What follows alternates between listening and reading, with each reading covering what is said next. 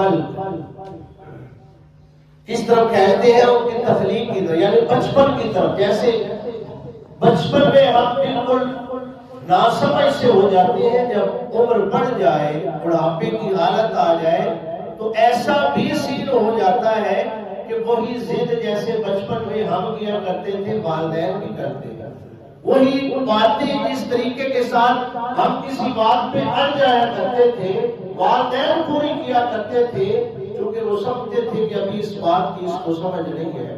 اگر وہ کیا کرتے تھے تو آج ہمیں بھی اللہ اور اس کا رسول یہی حکم دے رہے ہیں. آگے حدیث پاک کا سہارا لیتے ہوئے آگے بڑھتے ہیں. صاحب مشکات نے مشکات المصابیح کے اندر اس حدیث پاک کو بیان فرمایا. یہ ذہن نشین رہے میرے دوستو بھائیو کہ اگر جائیداد پراپرٹی کسی بھی چیز کا معاملہ ہو اور ماں باپ ہو آپ کے ساتھ آپ یا میں سمجھ رہے ہیں کہ وہ ناانصافی کر رہے ہیں، تو میرے دوستو بھائیو تب بھی مجھے اور آپ کو اس چیز کی اجازت نہیں کہ ہم ان سے سوال کر سکیں. آج ہم یہ کہتے ہیں کہ لو جی نکل نہ دکان کرائی سوچ اور سوالے بھی، اب سوالنے کی ڈیوٹی بھی اسی کی ہے چونکہ زمین اس نے لے لی ہے، جائیداد اس نے لے لی ہے، اب ذمہ داری بھی اسی کی ٹھہری. اب دیکھیے گا صاحب مشکات نے مشکات المصابیح کے اندر اس حدیث پاک کو نقل کیا. کریم آقا علیہ الصلوۃ والسلام کی بارگاہ میں حضرت اسماء بنت ابی بکر صدیق رضی اللہ تعالی عنہ آپ حاضر ہوتے ہیں، یعنی کہ ہماری عائشہ الصدیقہ سلام اللہ علیہا آپ کی بڑی باجی جان وہ حاضر ہوئی اور اگر عرض کرنے لگی یا رسول اللہ علیہ وسلم میری ماں مشرکہ ہے، مسلمان نہیں ہے، یا رسول اللہ علیہ وسلم وہ میرے پاس آتی ہے اس نظریے سے، اس نیت سے کہ میں ان کی خدمت کروں، میں ان کی دیکھ بھال کروں، میں ان کی کیئر کروں. یا رسول اللہ علیہ وسلم پوچھنا یہ چاہ رہی ہوں کہ میرے لیے کیا حکم ہے. ذرا دل کے کانوں کو کھولیے گا کہ میرے لیے کیا حکم ہے. ماں کیا ہے؟ مشرکہ ہے، کافرہ ہے، مسلمان ہے نہیں ہے، لا الہ الا اللہ محمد رسول اللہ پڑھنے والی نہیں ہے. اب بیٹی سوال کر رہی ہے، میرے مصطفیٰ علیہ السلام نے فرمایا اسماء تو خدمت کیا کر، اگرچہ وہ مشرکہ ہے، اگرچہ وہ کافرہ ہے، لیکن ہے تو تیری ماں، لیکن ہے تو تیری ماں نا. اگر ہم بھی اللہ نے ہمت توفیق دی ہے، نماز شروع کر دی ہے، آغاز کر دی ہے نماز کا، ہم صوفی بن جاتے ہیں. جب گھر میں اگر ماں نماز نہیں پڑھتی تو اس کے جناب گلے پڑ جاتے ہیں، بدتمیزی سے بات کرتے ہیں کہ نماز پڑھ یہ وہ فلاں فلاں، نیا نیا علم آیا ہے، نئی نئی باتیں آئی ہیں تو ہم ان کو حکم دینا شروع کر دیتے ہیں. ہماری یہ اوقات نہیں ہے کہ ہم ان سے اس لہجے میں بات کر سکیں.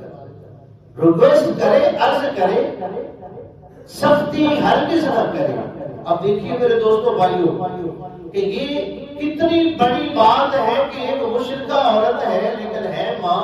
حضور علیہ السلام فرما رہے ہیں. اب صحابہ اکرام جب جنگ کا موقع آتا تو کچھ صحابہ حضور کی بارگاہ میں حاضر ہوتے، یا رسول اللہ ہم جنگ میں شامل ہونا چاہتے ہیں، ہم جہاد کے لیے جانا چاہتے ہیں. میرے مصطفیٰ علیہ السلام کا پہلا سوال ہوتا کیا ماں یا باپ زندہ ہے؟ عرض کی یا رسول اللہ زندہ ہے. فرمایا کس کنڈیشن میں؟ بڑھے یا رسول اللہ علیہ وسلم میرے بغیر ان کا سہارا کوئی نہیں. میرے مصطفیٰ نے فرمایا یہ جہاد تیرے لیے ضروری نہیں، جہاد اکبر کر، یعنی کہ جا کے ماں باپ کی خدمت کر، یہی تیرا جہاد ہے. لیکن آج ہماری کیا کنڈیشن ہے، ہماری کیا کیفیت ہے، اس کو بھی ذرا غور سے دیکھیے گا. اب یہ حدیث پاک یہ چونکا دینے والی ہے، دہلا دینے والی ہے دل کو، جو میں عرض کرنے لگا ہوں. اب وہ حضور صلی اللہ علیہ وسلم کا صحابی، اس سے بڑی ڈگری کوئی نہیں ہے. نبی اور رسول کے بعد دنیا پر اس روئے زمین پر اگر کوئی سب سے بڑی ڈگری ہے تو وہ صحابیت کا درجہ ہے. وہ صحابیت کا درجہ ہے جس کو سب سے اعلیٰ مقام اور بلند مقام حاصل ہے. اب دیکھیے کہ اگر صحابی رسول بھی ہو اور وہ ماں باپ کا فرما بردار نہ ہو، نافرمان ہو، تو دیکھیے کہ زبان پر کلمہ جاری نہیں ہوتا. آیا کہتے ہیں کہ پتہ نہیں کیا وجہ ہے، کس پکڑ میں گرفتار ہے، جاری نہیں نکل رہی. تو میرے دوستو بھائیو ذرا غور تو کریں کہ کیا جب یہ جان تھی، جب یہ سانسیں تھی آہستہ آرام سے آتی تھی، تو ماں باپ کی سانسوں کو بھی اس نے سکون دیا تھا یا اسی طریقے کے ساتھ اس نے ذلیل و خوار کیا تھا؟ اب حضرت علقمہ رضی اللہ تعالیٰ عنہ میرے حضور کے صحابی ہیں. صحابہ نے آ کر عرض کی یا رسول اللہ علیہ وسلم، جناب علقمہ کی روح نہیں نکل رہی، جان بری کا معاملہ ہے، اور وہاں پر یا رسول اللہ علیہ وسلم علقمہ کی روح نہیں نکل رہی. اچھا، میرے مصطفیٰ علیہ السلام نے فرمایا کہ اس کی ماں کو بلاؤ. زندہ ہے ماں یا رسول اللہ زندہ فرمایا ماں کو بلاؤ. جب والدہ کو میرے مصطفیٰ کی بارگاہ میں پیش کیا گیا تو اب میرے کریم آقا علیہ السلام نے فرمایا کہ اے علقمہ کی والدہ، یہ بتا کہ تو اپنے بیٹے سے راضی ہے کہ ناراض ہے؟ ذرا غور کیجیے گا. یہ ہے میرے مصطفیٰ کے پیچھے نمازیں پڑھنے والا، یہ ہے وہ صحابی جو میرے مصطفیٰ کے ساتھ جنگوں میں شامل ہوا کرتا تھا، جہاد کرنے والے صحابی رسول صلی اللہ علیہ وسلم ہے، جن کو میرے مصطفیٰ کی معیت حاصل ہے. لیکن آج یہ کنڈیشن ہے کہ روح نہیں نکل رہی.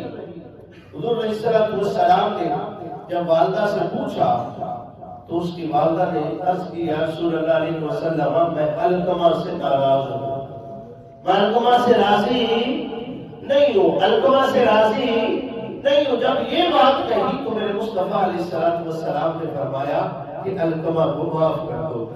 عرض کرنے لگی آقا، علقمہ نے میرا بڑا دل دکھایا ہے، میں اسے معاف نہیں کروں گی. اب یہ کہنا تھا میرے کریم آقا علیہ السلام نے صحابہ کو حکم دیا، اے میرے صحابہ لکڑیوں کا ایک ڈھیر لگا دو، لکڑیاں جمع کرو. جب یہ حکم دیا میرے مصطفیٰ علیہ السلام نے تو جناب علقمہ کی والدہ عرض کرنے لگی کہ آقا لکڑیوں کا کیا کرنا ہے، تو لکڑیوں کا کیا کریں گے، اس ڈھیر کا کیا کریں گے؟ میرے مصطفیٰ علیہ السلام نے فرمایا کہ یہ ایسی حالت میں نہیں ہے، اس کو شان و شوکت کے ساتھ کندھوں پہ اٹھا کر رب کی بارگاہ میں جا کر پیش کیا جائے. اس قابل ہے کہ اس کو جلا کر راکھ کر دیا جائے. نہ اس کو اللہ معاف کرے گا، نہ اس کا رسول معاف کرے گا. جب یہ بات کہی تو جناب علقمہ کی ماں تڑپ اٹھی، عرض کرنے لگی آقا ہے تو میرا بیٹا نا، یا رسول اللہ ہے تو میرا بیٹا نا، یا رسول اللہ علیہ وسلم آپ گواہ ہو جائیے میں اپنے بیٹے علقمہ کو اللہ اور اس کے رسول کی رضا کی خاطر معاف کرتی ہوں. یہ بات کہنا تھی. میرے مصطفیٰ علیہ السلام نے فرمایا میرے صحابہ ذرا دیکھ کر آؤ کہ علقمہ کی روح نکلی ہے کہ نہیں نکلی. صحابہ عرض کرتے ہیں یا رسول اللہ علیہ وسلم، حضرت علقمہ کی زبان پر کلمہ بھی جاری ہو گیا ہے اور روح بھی کب سے اسری سے پرواز کر چکی ہے. اپنے دوستوں میرے بھائیوں ذرا غور کیجیے گا. اس کا مطلب یہ ہے کہ اگر ماں باپ کا نافرمان ہو بچہ تو اس کی نمازیں، اس کی تراویح، اس کے جتنے بھی اعمال ہیں اسے بچا نہیں سکتے. اور یہ روح جو نکلتے ہوئے اٹک جاتی ہے تو یہ بھی سمجھ لے، ذہن میں رکھ لے کہ یہ بھی والدین کی نافرمانی ہے.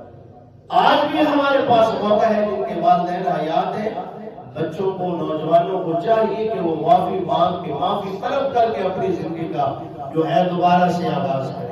اور اگر ان کے والدین اس دنیا سے کوچ کر گئے ہیں تو ان کے لیے ضروری ہے کہ ان کی قبر پہ جا کے روئیں اور گر گرا کے معافی مانگیں. ان کی بارگاہ میں جا کے عرض کریں کہ ہم سے غلطیاں خطائیں ہو گئی ہیں، معاف کر دیں. دوستو بھائیو، اب یہ بنیاد الطالبین کے اندر ایک حدیث پاک کو پڑھا. حضور علیہ السلام نے اس کو 3 دفعہ تکرار کے ساتھ بیان کیا، 3 دفعہ پڑھا. اب صحابی عرض کر رہے ہیں میرے حضور علیہ السلام نے فرمایا کہ اگر کوئی بچہ یا بچی ایسی حالت میں رات گزارے، ایسی کنڈیشن میں رات گزارے، صرف ایک رات، زیادہ نہیں، ایک رات ایسی گزارے کہ ان کے والدین ان پر ناراض رہے، تو میرے مصطفیٰ فرماتے ہیں کہ اللہ خالق کائنات اس بچے یا بچی کا نام جہنم کے دروازے پہ لکھ دیتا ہے.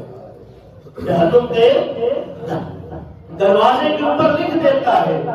جب یہ بات کہی تو آگے سے صحابہ نے عرض کی یا رسول اللہ اگرچہ قصوروار ماں باپ ہو، ذرا غور کریں، اگرچہ گناہ غلطی ماں باپ کی ہو، میرے مصطفیٰ نے 3 دفعہ فرمایا ہاں اگرچہ غلطی ماں باپ کی ہو، اگرچہ غلطی ماں باپ کی ہو، اگرچہ غلطی ماں باپ کی ہو، لیکن اگر ایسی کنڈیشن میں اس نے نافرمانی کر کے رات گزار دی تو پھر کیا ہوگا؟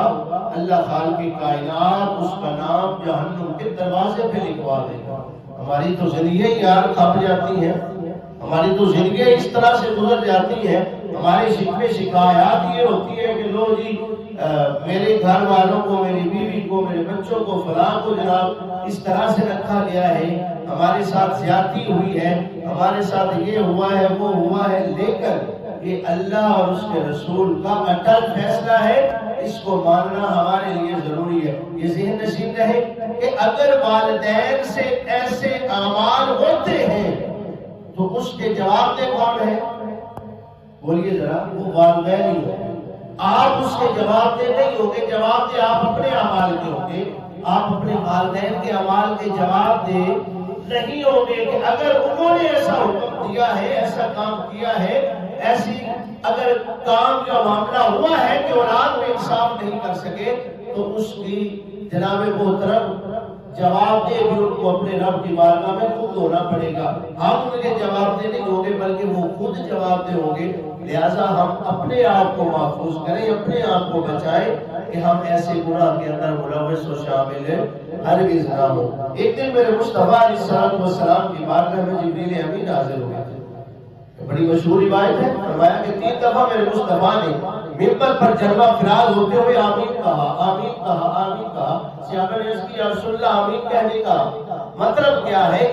آج یہ آپ نے جیسی روٹین اس سے ہٹ کر یہ عمل کیا ہے، آپ کا کیا یہ حکم ہے؟ میرے مصطفیٰ نے فرمایا ابھی جبریل امین حاضر ہوئے، میری بارگاہ میں آ کر عرض کرنے لگے کہ اللہ نے سلام فرمایا ہے اور اللہ رب العزت نے 3 ایسے اعمال کی طرف اشارہ فرمایا ہے، بتایا ہے۔ وہ 3 اعمال کون سے تھے؟ میرے صحابہ سے میرے مصطفیٰ مخاطب ہوئے فرمایا پہلے جبریل امین نے عرض کی یا رسول اللہ علیہ وسلم جو ماہ رمضان المبارک کا مہینہ پائے اور وہ اپنی بخشش اور مغفرت نہ کروا سکے وہ بندہ بدبخت اور بد نصیب ہے۔ میرے مصطفیٰ فرماتے ہیں کہ میں نے فرمایا آمین، یعنی کہ یہ بخشش کا مہینہ ہے، اگر ہم بخشش نہیں کروا سکتے تو کیا ہے؟ بدبخت اور بد نصیب ٹھہریں گے۔ دوسرا میرے مصطفیٰ نے فرمایا کہ میں نے جو دوسری مرتبہ آمین فرمایا ہے، میرے مصطفیٰ فرماتے ہیں کہ جبریل امین نے عرض کی کہ اللہ فرماتا ہے جو بندہ بڑھاپے کو پائے اپنے والدین کو اور بڑھاپے کی حالت میں ان کی خدمت کر کے وہ جنت نہ حاصل کر لے وہ بندہ بھی بدبخت اور بد نصیب ہے۔ میرے مصطفیٰ نے فرمایا آمین۔ تیسری مرتبہ یا رسول اللہ فرمانے کا کیا مطلب تھا؟ میرے کریم آقا علیہ السلام نے فرمایا کہ تیسری مرتبہ اس لیے فرمایا کہ جبریل امین عرض کر رہے تھے کہ آقا جس کے سامنے آپ کا ذکر خیر ہو اور وہ آپ پر درود و سلام نہ پڑھے، وہ آپ کی بارگاہ میں درود و سلام کا نذرانہ نہ پیش کرے، وہ بندہ بھی بدبخت اور بد نصیب ہے۔ میرے مصطفیٰ علیہ السلام نے فرمایا آمین۔ میرے دوستو بھائیو، یہ تھی آج گزارش کہ آج سے ہی ہم اس طریقے کے ساتھ یقیناً سب احباب سمجھدار ہیں، واقف ہیں ان چیزوں سے کہ والدین کی فرما برداری کرنی ہے، خدمت کرنی ہے، لیکن کہیں پر اگر کمی کوتاہی رہ گئی ہے تو پھر آج سے ہم اس کمی کوتاہی کو دور کریں اور معافی طلب کر کے، کیونکہ باپ کی رضا میں رب کی رضا ہے۔ اگر ماں کے پاؤں کے تلے، قدموں کے تلے جنت ہے تو رب نے باپ کو بھی جنت کا دروازہ قرار دیا ہے۔ میرے مصطفیٰ نے جنت میں تب بھی داخل ہوں گے جب دروازہ کھلے گا، دروازے سے گزریں گے۔ تو اس لیے ہمارا یہ لہجہ ہونا چاہیے کہ ہم ماں کے ساتھ بھی وہی حسن سلوک کریں اور باپ کے ساتھ بھی وہی حسن سلوک کریں۔ ہاں ماں باپ کے درمیان کوئی اختلاف ہے تو ان کا ذاتی اختلاف ہے، آپ کو کوئی حق حاصل نہیں کہ آپ ماں کو چن لیں یا باپ کو چن لیں، دونوں کی خدمت کرنے کا حکم ہے۔ دعا کریں کہ اللہ مجھے پہلے بعد میں ہم سب کو ماں باپ کی خدمت کرنے کی توفیق نصیب فرمائے۔ ان کے والدین حیات ہیں، اللہ ان کی زندگی میں صحت میں برکتیں عطا فرمائے، قادر والدین کا سایہ اولاد کے سروں پہ صحت کے ساتھ سلام کے ساتھ قائم و دائم فرمائے، اور جن کے والدین اس دنیا سے رحلت کر گئے اللہ رب العزت ان کو فردوس میں اعلیٰ مقام عطا فرمائے. آمین ثم آمین. وآخر دعوانا ان الحمد للہ رب العالمین.